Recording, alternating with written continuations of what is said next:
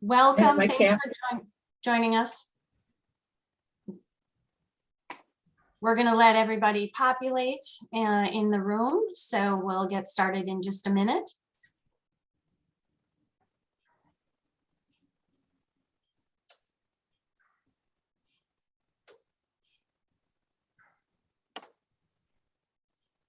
And I am sharing my screen, correct?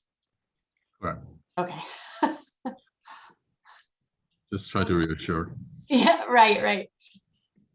Thank you, everybody, for joining us. We're just going to give another minute to allow people to populate our main room here.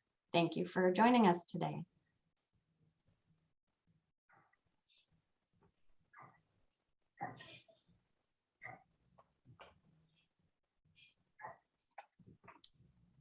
Welcome. Thanks for joining us. I think we'll go ahead and get started now. My name is Carrie Diamond. I am with the National Aging and Disability Transportation Center.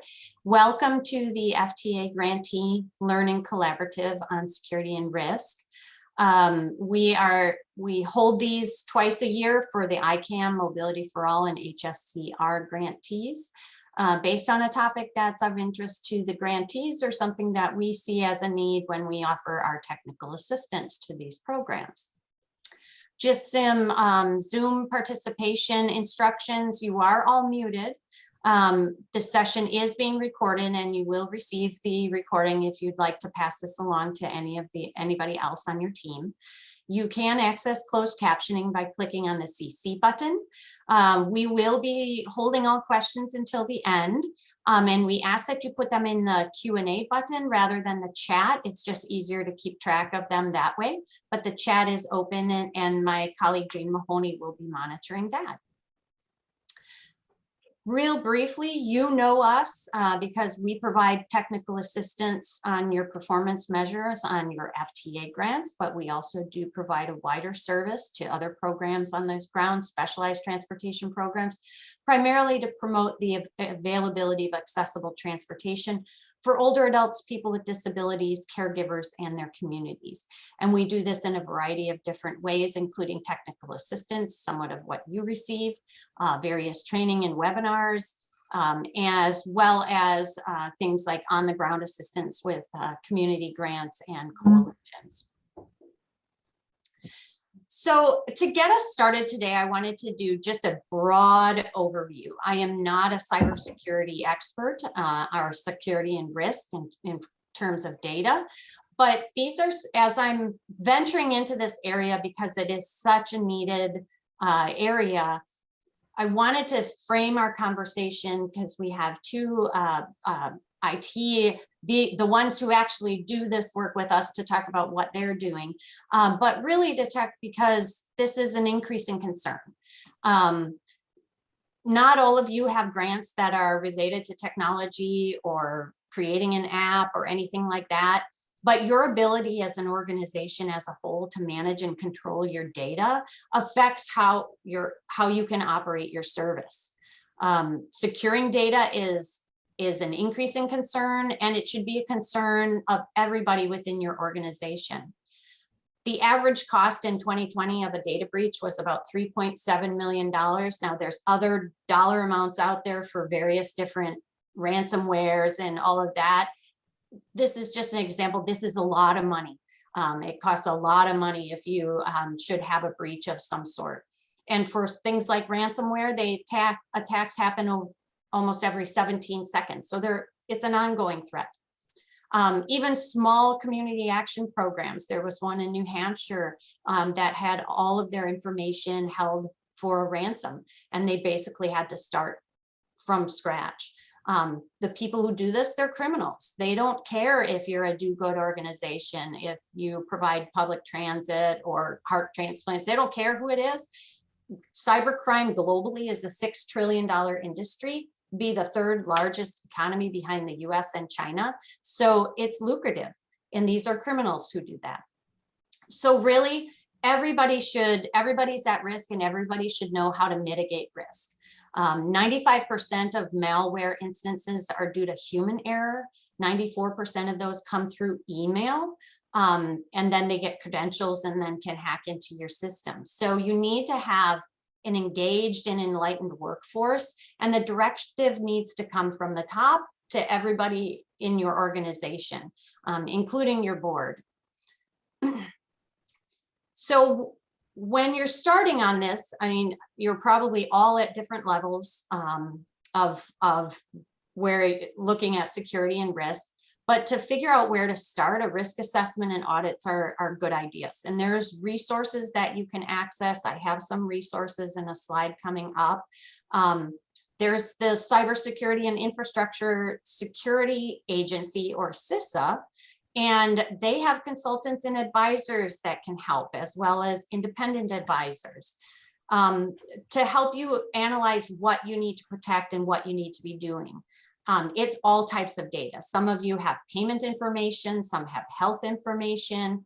I recently was on a webinar about this that said, like, for health information, it goes for like $200 an instance on the black market compared to other instances, which are like $8. So, I mean, this is information that's sought after.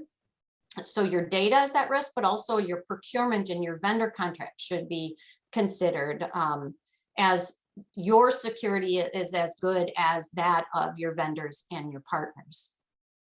So you should be doing this now and continually. It should be part of your emergency planning, your risk assessments, just like you do fire drills, or like you have processes in your financial systems to have multiple signers to reduce embezzlement and some of those, those issues. You have processes in place and should have it for security and risk as well. FTA or TSA already has requirements for rail for cybersecurity. So this is very possible. And I've heard, a lot of people talk about this, that it could be an FTA requirement coming down the road. Already triennial reviews are asking questions about cybersecurity. So it's something that you need to be looking at internally with the staff that you have, maybe even externally.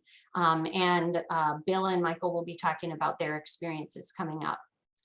So now that I've made you like nervous and talked about this big issue, I wanted to just say there are some steps that you can take, that everybody can take now. Train and communicate with your staff. Do the think before you click, make sure they understand phishing and spam. One company did a report, and their IT sent out emails that were fake to see who would click on it. And in one company, 38% of the users failed the phishing test the first time. So they clicked on a link they shouldn't have. After they did training, after 90 days, that dropped to 14% who failed. And after a year, it was less than 5%. So training does work. Do it continually. Use strong passwords. This is something you should be doing personally. With your emails as well as professionally. Don't use the same passwords. Use a strong password. Don't reuse passwords. Implement multi-factor authentication. MFA sounds like a big word, but this is like if you log into your Google account and you get a text that says, "Was this you?" That's what that is. And that's something you can be doing personally as well as professionally. And then ensuring that you have updates, that you've updated software, that you've updated the things that need updating, because a lot of that responds to threats that are current. And then we will be sending out this PowerPoint, but I did put together some resources here on CISA, that organization that has helpful tools like Shields Up. They have security advisors. Those regional offices are in the same city or close proximity to the 10 FEMA offices, similar to the FTA regional offices. There's free training, Cyber Essentials. I did some of that. There's other resources on the FTA website and on the NIST, or the National Institute of Standards and Technology. So all great resources, but I just wanted to give that brief framing today of what will be, that this is a big issue, and that today we're going to hear from two people who are working through this issue on their end, and what they are doing in their organization. These are our speakers today. We welcome Michael Bateman. He's the network engineer for Lane Transit District in Oregon, and Bill Sweet, Director of Information Technology and Access Services, California. They are both FTA grantees, I believe, Mobility for All grantees. So I'm going to start out by turning this over to Michael to talk about his program. Thank you, Carrie. That was a great introduction, and so many of the resources that you had in there are the types of things I would recommend. I have to apologize to visual learners that I don't have slides. This will be more of a narrative. I'm happy to follow up. If there's any points of interest, just put it in the questions and I'll send some notes out. But I think the way I want to approach this is more of a narrative story. So I'll start with a little introduction about myself. I started in doing software testing and development back before the internet was really a big thing, and security was not an issue. It was really all about bugs. Did your product work? And after stamping down bugs, writing my share of bugs and fixing my share of bugs, I have a good sense of how many are out there, and there's a lot. We all know every bit of software we use has those little quirks in it. With cybersecurity we'll find that those bugs can be a real issue. I moved into kind of education, but systems, being a systems engineer and technology director for a school district, and a smaller organization. So I had to wear a lot of hats. So everything from director level leadership, how are we going to maintain our compliance to regulations, how are we going to manage the budget, to actually making everything happen, fixing computers, servers, and all of that. Currently I am network engineer for Lane Transit. So I've been working on cybersecurity and information, not as a specialty, but as a large concern for the organizations that I've worked for, kind of front line on that for a number of years now. I can tell you there has been a lot of change in the trends. A little bit about, from applications that you would get on a disk or a CD, and really there was no cybersecurity concern, to everything we do now goes over the wire and is connected, and you really just have to protect from so many different angles right now. A little bit about the organization I'm working for now, LTD. We serve about 10.5 million customers a year, with a fleet of about over 100 buses and a paratransit service. Our paratransit management is outsourced, and I'll get to that later, because that is the basis of the Mobility for All grant that we got, was how to improve service. So I'm hoping to kind of walk through our considerations in that process. What are the concerns we looked at, and how did we approach improving our service, right? As we're bringing new features in. So traditionally, LTD's computing environment has been on-prem. We run our own servers. If you need access from the outside, it would be through a VPN. And that was pretty traditional for a long time. I think most organizations have that. And that was kind of built on this castle or fortress model, where you have an internal network and everything's safe inside of that. And the VPN is just a way for you to get inside that safe thing. So you get checked at the gate, and once you're in, everything's good. And that worked well, but now, especially during COVID, everything went kind of online services. We had to move that. There was no local network in the sense of we're all working in in the same facilities. So, you know, as computing has changed to cloud computing and cloud services, and our ways of working have changed, that footprint, the gates around the castle that we're trying to keep safe are just essentially everywhere now. So how do you keep up with that? You know, as you know, in an IT department, tasked with basically providing services, all of the services that continually grow. And so some of the challenges you're going to see, we see is, of course, you know, you always have, you know, the budget, the money and the time. Do you have the resources to make it happen? And I've yet to see the requirements for technology in an organization go down. And staffing and expertise and training always lags behind. So that's a challenge. It's a risk factor when you're thinking about it from a cybersecurity perspective. How IT organizations of, you know, in this group, you know, your IT departments, it's not your core business for this group, right? We're in transit in our case, right? That's the core mission. So information technology, while it's important to delivering that service, is never going to get quite the same attention without, so it's really never going to get the same attention from leadership as core mission types of initiatives. But right now, every initiative is a bit of a technology and involves some technology initiative. So some of the challenges we have are, you know, just physical. Where do the servers live? How do we keep the servers cool, safe? Where does the data live? What would happen if those servers went down? Do we have different locations, right? There's a redundancy aspect to it.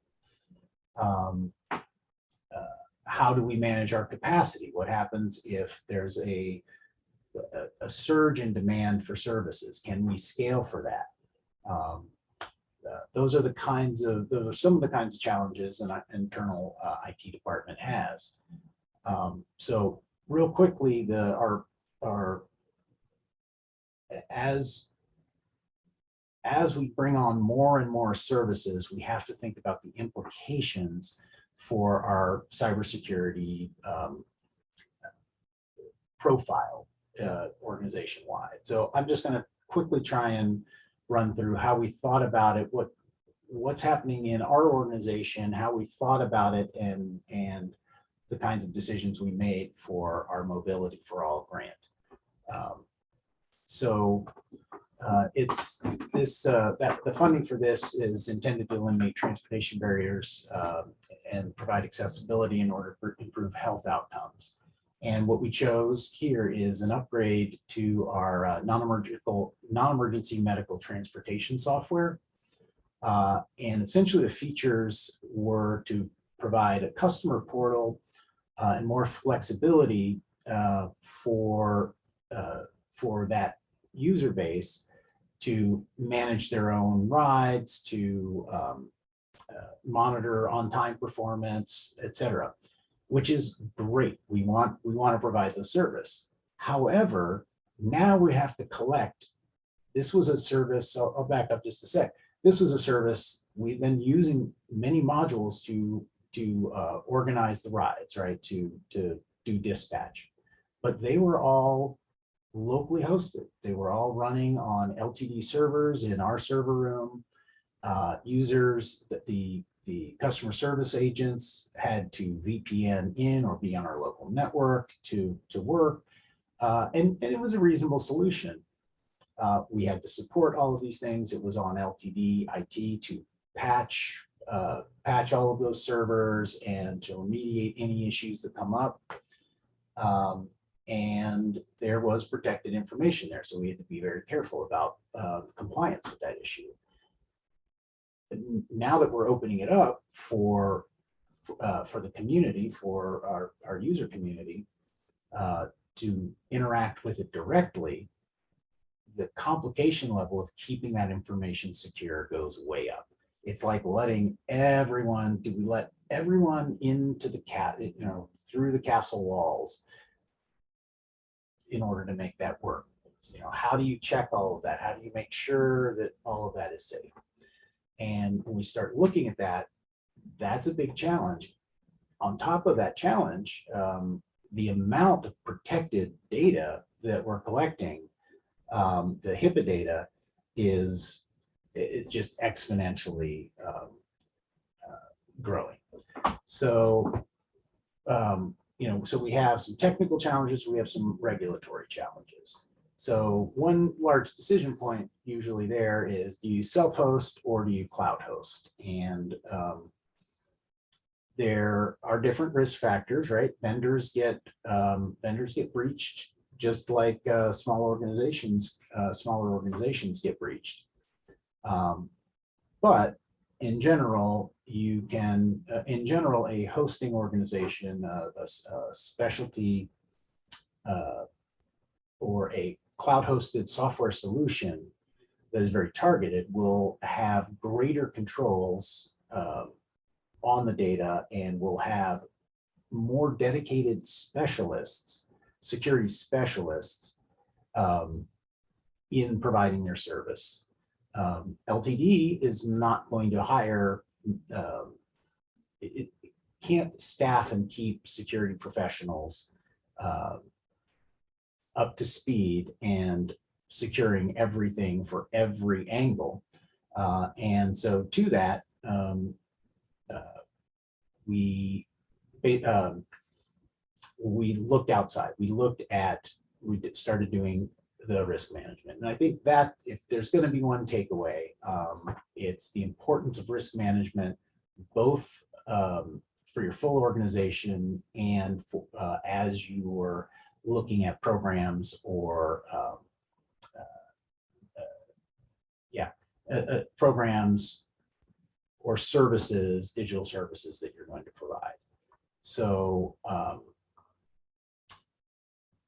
we made the decision. So fortunately, there had been, IT had done some early work and we had produced an initial risk assessment a long time ago for, hey, here are the kinds of data that we're keeping that could be at risk. Here are some of the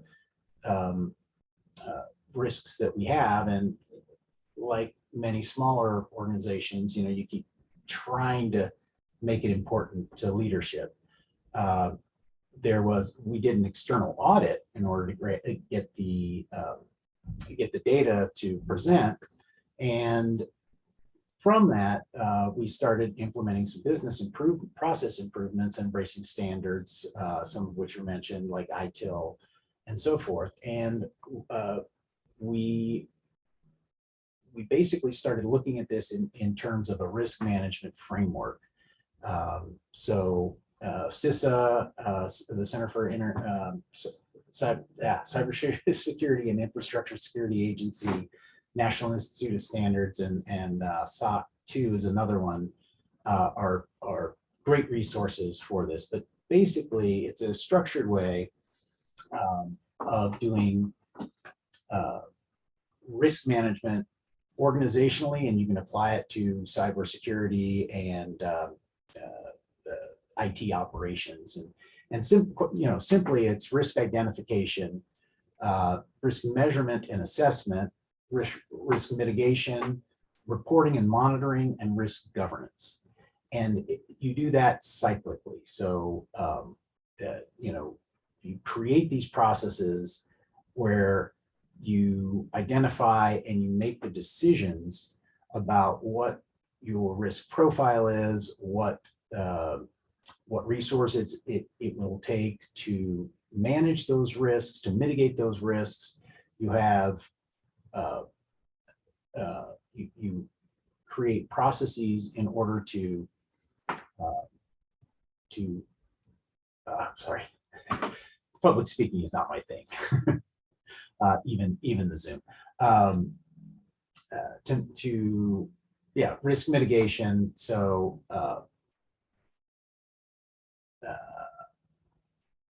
you systematize and you create processes where you're gathering the metrics against the criteria that you decided are important. And this needs to happen at a leadership level, because leadership understands risk. You know, in transportation, we're all about it. The if we have an incident on the road, that passengers can be put at risk. So we're very much safety oriented. Moving cybersecurity into that realm, into those frameworks, creating those processes around that, that really opened up the eyes in leadership and brought IT, instead of complaining, oh, it's so dangerous out there, we, you know, change your passwords, all of these things that are, that are hard and, hard to do, and you need to do them, but they don't solve the problem. Now you've got leadership thinking, oh gosh, what could happen if all of our protected health data got out there and we got held ransom for it? What does that look like? What kind of insurance does that require? Oh, the eyes start opening, because that's like what happens if a bus has an incident on the road.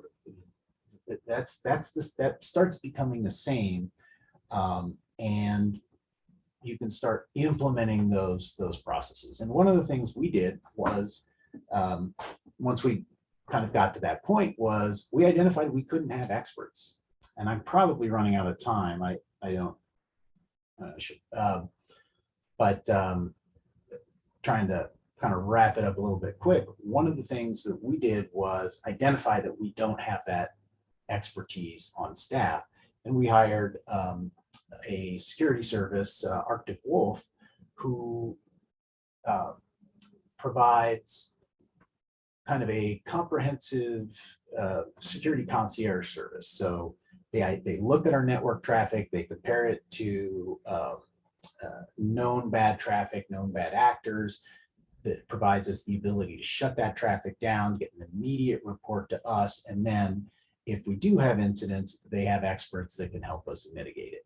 So that was a really a strong, discrete step that we were able to take. The other service that we were able to take advantage of once the risk assessment kind of elevated an approach to cybersecurity that allowed us to get the resources to do it, is it's a risk management service. So they essentially, from the outside and from the inside, probe all of our systems. So it's not like antivirus where it's just looking for, hey, is there any malware there? It's, if you think about all of the tools and the ways that we know that are out there that you can attack certain systems, they essentially run those against our systems and then provide us a report and then help us remediate all of those. So because I think I'm probably running out of time here, I just my meandering little walk here, I'll try and land with a couple of takeaways. And one is that an overall organizational risk management strategy and framework is really the key to identifying, prioritizing, and remediating your issues and keeping that work ongoing. If you're a project manager, using those kinds of tools and techniques is really important, because it'll help bridge the gap between IT leadership and your compliance officers, right? It helps, it gives a framework to allow that work to happen, where everyone's on the same team. I'd say there's no one size fits all approach. It's a process. Many of these frameworks are very large, meant for large, complex businesses, but you can tailor these things to your operation. And I think it's crucial that you do so. It's about putting a continuous process in place where you're always checking your metrics, you know what's important, you're doing the things you say you're going to do, you're checking those metrics, and then you're reanalyzing right back up to the top. And you just integrate those basics with leadership, and cybersecurity emerges as a risk that they build into their business processes. And then I guess finally, for most organizations, you just can't afford to have and keep trained security experts. Even in the security field, there are so many disciplines and ways of doing it that that you just can't do that in-house. So bring in experts, vet them, but the recommendation would be to bring them in. And with that, I think, do we go straight to Bill? Yeah, well, thank you very much, Michael, and we'll take some questions later, but we appreciate that perspective. I will go ahead and turn it over to Bill Sway. All right. Good afternoon, everyone. My name is Bill Trey, Director of IT at Asset Services. I'm also the past board member at APTA, and also currently chair the Technologies for Vehicle Connectivity and Automation. So next page, please. I'm here to share a little bit about Asset Services. We are actually, this is just a slide for your reference. I'm not going to read through the whole thing. We are the second largest paratransit operation in the US. We actually have a coordinated paratransit services serving LA County on behalf of the 45 different fixed route operator. We provide roughly about 3.7 million trips per year prior to the pandemic start. We currently, prior to the pandemic, we're running about 13,000 trips per day. Right now, we are back to roughly about 8,000, 9,000 trips per day, depends on the date of during the week. So that's a little bit about us.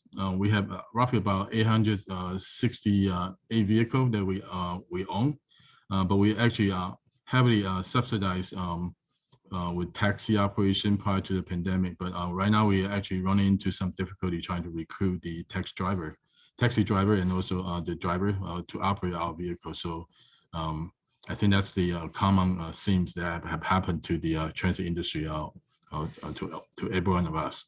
So that's a little bit about what Assets is all about. Can you turn to the next page, please? So our approach is a little bit different because we are an oversized agency. So we manage 6 different regions and 6 different contractors. So staff working at the agency level are primarily the administrative staff. So we have a different approach on the cybersecurity. When I took over the job, roughly about almost like 5.5 years ago, we looked at the landscape, technology landscape, what we have implemented to actually dealing with the cybersecurity. So from that particular, we established the baseline, and we actually start improving our security defense in regard to the cybersecurity, potential cybersecurity attack.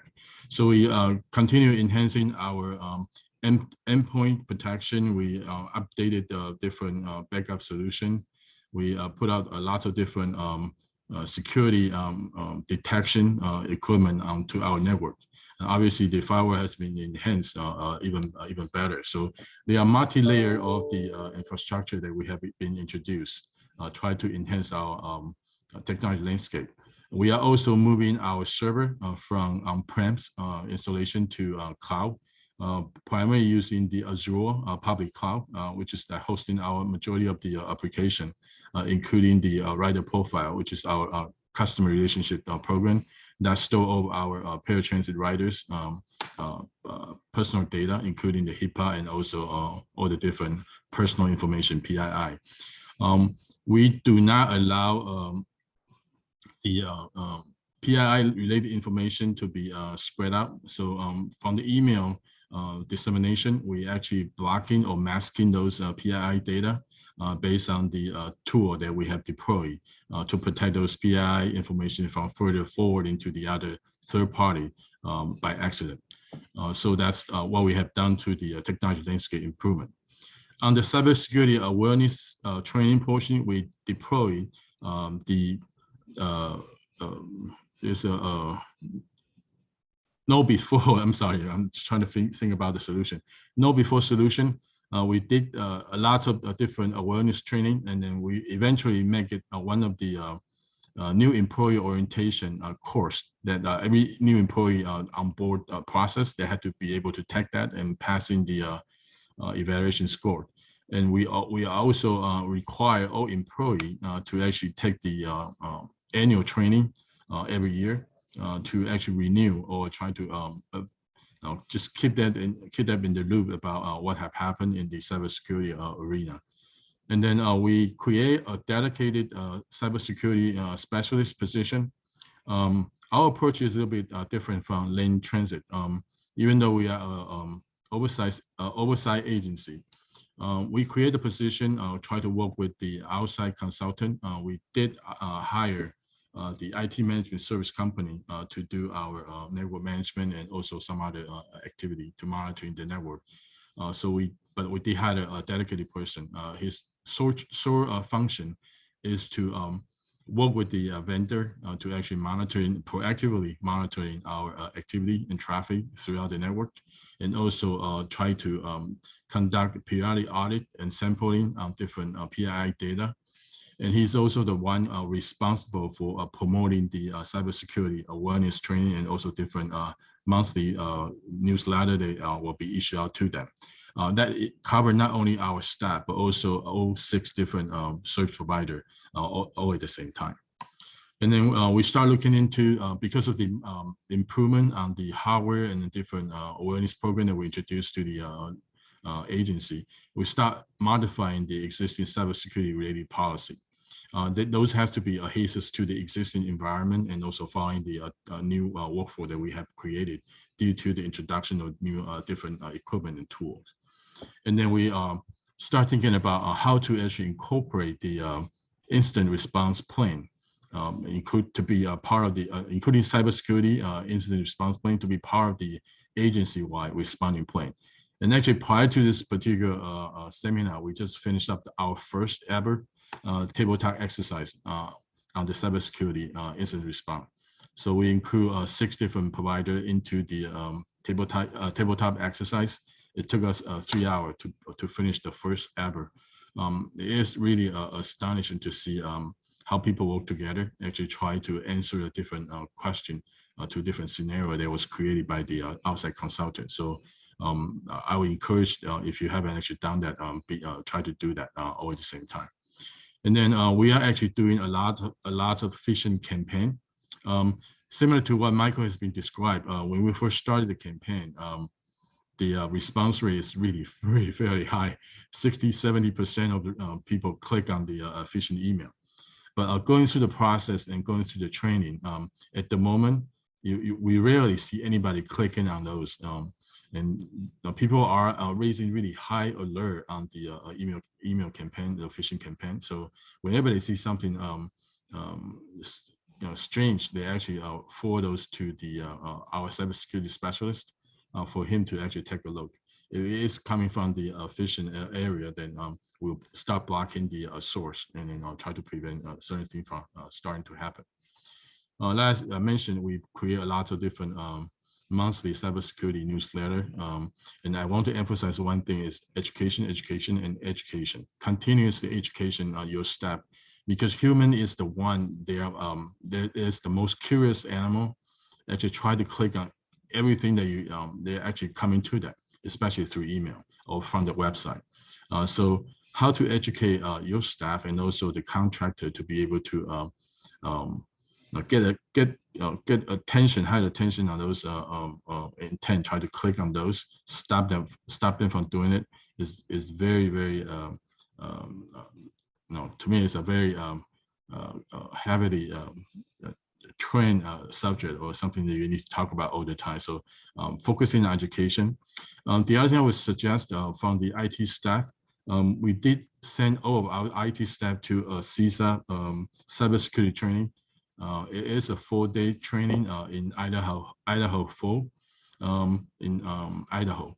It is actually a blue team, red team actually competing to each other, try to actually, one side is attacking the other team, and the other side, the other team is defending those.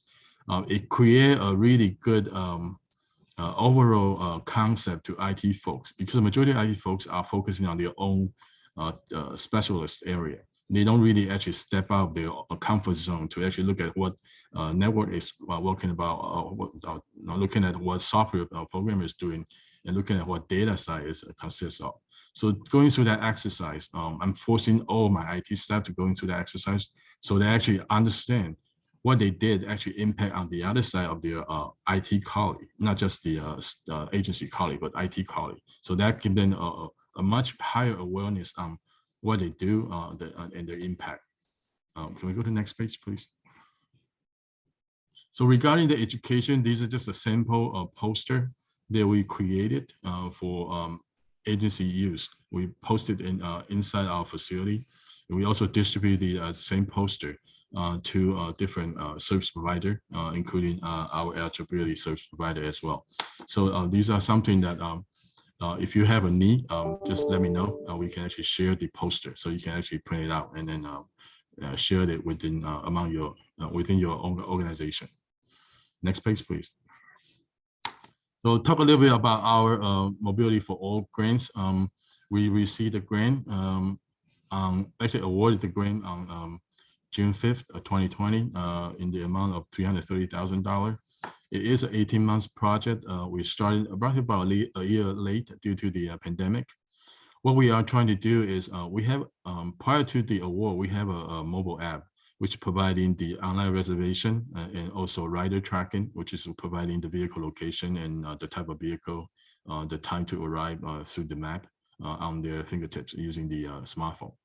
So we try to take advantage of the grant, try to expand that further to including the automated payment going through the BOE Bluetooth devices to automatically validate the mobile ticket and also deduct the right amount directly from their mobile account using the rider wallet. We are also thinking about the visual impaired person. So we do have what we call the facial ticketing solution embedded into this particular mobile app enhancement, which means that with the low vision and also visual impaired person, when they try to get onto the vehicle, they don't even need to show anything. They can actually hop on directly to our vehicle, and the vehicle will actually take their picture. It's a 3D in-depth high definition camera that will capture their facial image, even partial that will also work. I will compare that to our customer relationship profile. If they matches, and then we'll actually automatically deduct the amount directly from their mobile wallet. So that's on the auto payment side. On the trip planning, because our existing app doesn't really provide any integration with the fixed route trip planner. So what we're trying to do is also including the trip planning into this particular one. So in case the ADA rider would like to actually take on the same day service and they are willing to use fixed route, they are able to do so through that particular part. And then using the same BOE devices, we are actually trying to provide turn-by-turn wayside guidance to our rider all at the same time. And that will also providing the vehicle arrival, onboarding, deboarding information all at the same time. We actually have working with Rancho Los Amigos National Rehabilitation Center to actually install the same BOE Bluetooth beacon devices onto their facility. So our rider, when they get off our vehicle, they can actually start using the app will actually connect into those BOE devices. They will start actually providing the turn-by-turn, let them know how far they need to go to make a lap or to make a ride, and then they will actually give them a reminder along the way until they arrive at the destination. Vice versa, when they actually finish up their rehab access section, they can actually go from their rehab rooms all the way back to the same site where we need to pick them up. And obviously with this, we have produced a digital ID so they can actually utilize that. And we are trying to co-work with the LA Metro to see if we can actually incorporate those using the digital ID to hop onto the fixed route without actually further have to pull out the actual physical car to be able to ride on the vehicle for free. So that's a little bit about our Mobility for All grants. Next page, please. when we're doing the mobility grant project, well, no, this is, I'm sorry, this is just a screen print. The color version is for a normal rider.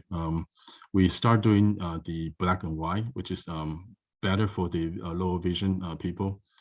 This is where we try to accommodate using different assist technology to accommodate ADA rider. So this is just a different variation I'm trying to share with the people. And our app are in comply with the WCAG and also Section 508 requirements. Next page, please. While we're doing the mobility for all grants, when we started the project, we realized cybersecurity is a crucial component because we want to protect PII information. Because obviously, ADA rider, we are at the gray area of the HIPAA compliance, and also because of the fair, the mobile fare system we introduced, we need to cover the PCI portion of compliance. So we start engaging with the third-party transit cybersecurity consultant in the early stage of the project. So they are actually conducting a lot of what we call the RACI metrics assessment, not only on us, but also our technology solution provider. They actually give us a better understanding of the cybersecurity maturity level where our partners stand. So from those assessment results, we kind of understand where they stand, and then we can kind of start mitigating the risk based on those findings. And that's where we try to work with our solution provider to further enhance their capability in the area where we have some concern. So they have to address those while they're doing their development on the coding side. And then we are also doing a lot of community outreach to educate our rider on the cybersecurity importance to their own personal identification. So we have conducted numerous sections virtually or in person recently to actually promote that idea. We start actually educating then the importance of your mobile phone. The operation system version of it become highly crucial to protect their own personal identification information. So we kind of injected the C to actually let them aware of the importance of stay current in a sense, and also let them know that somewhere down the line, we are actually trying to prevent certain users from start using the mobile apps, knowing that their version are far behind the current version because of different patches that are no longer supported by the operation system vendor. So that's something we try to inject it and plant the seed ahead of time. So when we actually trying to bring that subject to the reality, we won't surprise them all at once. So next page, please. So obviously, a project cannot be done without successfully without a really good partner. So these are our partner for our Mobility for All projects, and I'm very grateful. Each one of them actually go through the exercise, especially the RACI exercise with us. It took us roughly about almost like 6 to 9 months to get everything in line. And then whilst they are still developing their coding. So very much appreciated to their partnership. That concludes my presentation. Thank you. Thank you very much, Bill. Really appreciate that. And Michael again. So we're going to open it up for questions in the last 10 minutes. I have a few and we have some in here.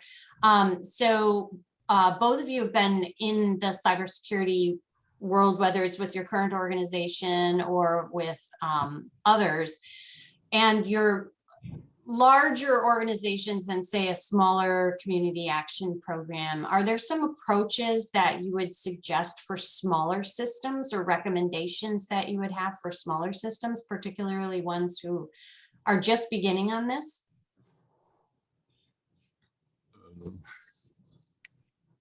Let me take on that first.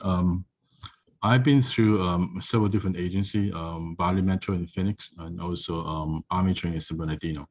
So 3 different agencies, 3 different sites. Obviously, from operation-wise, Valley Metro is the biggest, and then Asset Services probably the smallest. I think what you can do is actually start educating your board member in case you don't have any program in place already, to emphasize on the importance of the cybersecurity to agency operation. especially when you get involved with the data security portion. Just take a lot of example like what Michael was talking about earlier. The change property, they will actually have ransomware attack, and the attacker was demanding the money.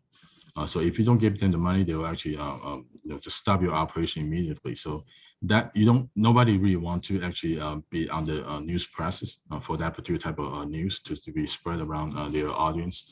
So try to educate the board member to get a strong support from them to be able to allow the organization to proceed with hopefully a dedicated resource or even hire a contractor similar to what Michael organization has been doing.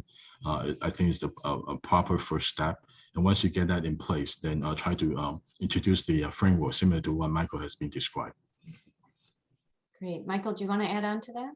I think Bill really nailed it. I agree.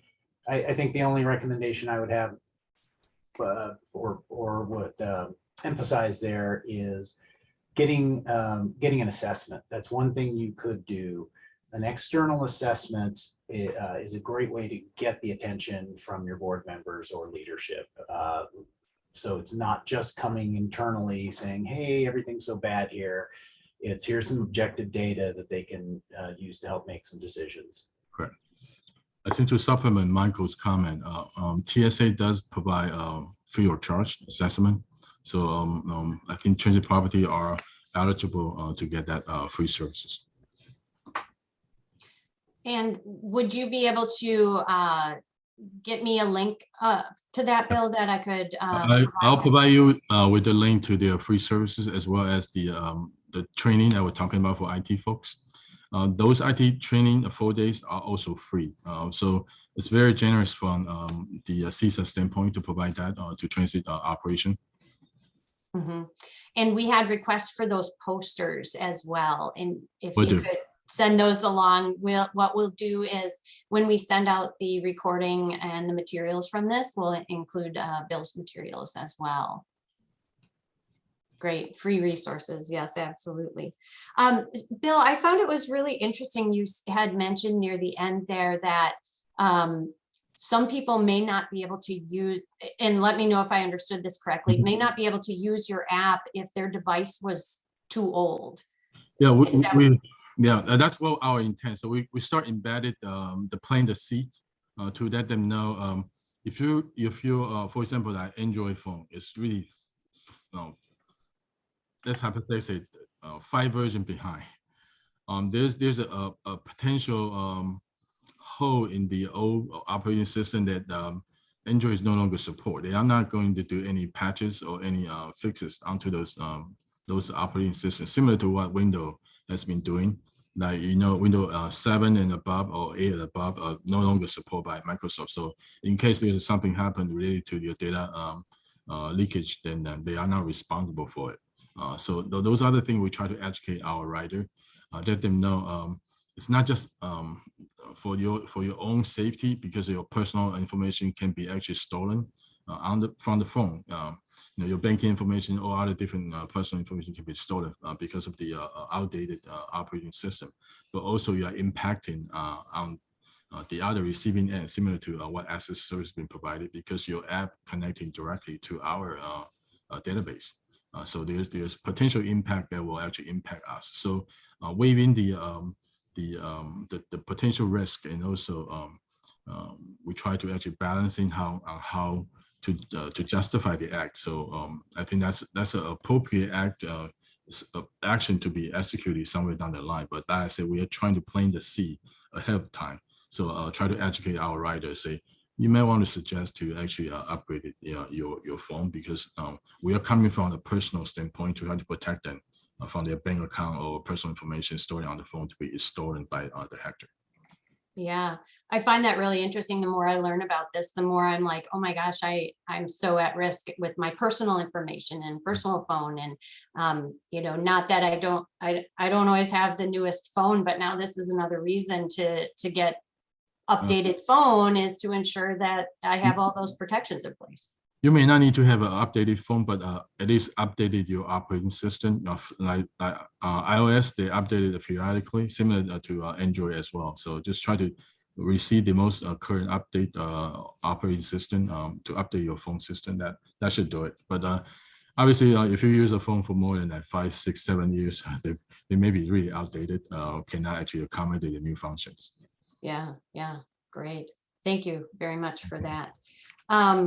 So one of the things, Michael, you alluded to was redundancy and resiliency within the project. Can you speak just a little bit more to how that's working in your program? Yeah. So as we started implementing some frameworks in the department, as the Mobility for All adoption came, right? So we're looking at implementing the Novus modules. I mean, we're always thinking about resiliency and redundancy. What are we going to do, if something happens, if there's a fire at our facility, can we keep the buses running, right? What does that take? So what happens if there's a cut of fiber in town? Are we down? So we make sure we have redundant paths, for instance, for our network, right? So our connection to our ISP and to different locations go out and around to different ISPs is ultimately the goal there. We're very close to that. Having obviously backups, there's a kind of a 3-2-1 rule for that. So 3 copies in 2 locations. Oh God, I'm going to mess this up in front of everyone. In 2 locations, different media types. What is that? Yeah. Anyway, but you can think of it as basically if we had a regional event here in Oregon, right? So the big earthquake could happen here. Does that take out every data center that we're using, right? It might take out ours. Does it take out Novus's, right? Where is Novus located? Do they have multiple data centers, and can they spin one up immediately if the other one goes down, because we need to keep service running? So this just becomes part of the risk matrix, really. Resiliency and redundancy is part of what would happen if, and can you continue to provide services? So when we looked at it for self-hosted versus having a service provider do our hosting for us, they were just better prepared. They had multiple data centers. They had better protections for the HIPAA data than we could provide, better systems in place for that. And it's, in part because they had response plans to all of these things, and they publish it. And that's one recommendation I could give on as well, as look for the disaster recovery plans for any vendor that you're looking at. Ask them where their data centers are located. And if they don't have at least 2 locations that are physically distant from each other, then keep looking. Thank you for that. And I think that shows that, cybersecurity is right in there with your disaster planning, right? It's like if you lose physical access because of a fire, an earthquake, a tornado, whatever have you, it's a similar situation if you would lose that based on a cyber criminal act, quarantining or hijacking your data. And so really it becomes a necessity of business to be looking at these risks as just part of business and not an extra thing of what you have to do, but it has to be integrated throughout what you're doing, particularly now in a more technology-based world. So we're at time. I want to thank Michael and Bill again for your time and your expertise and sharing that with us today. Thank you everybody for joining us on this call. We will be sending you within about a week the information from this Learning Collaborative, as well as the materials. So thank you so much and have a great day. Thank you. Thank you.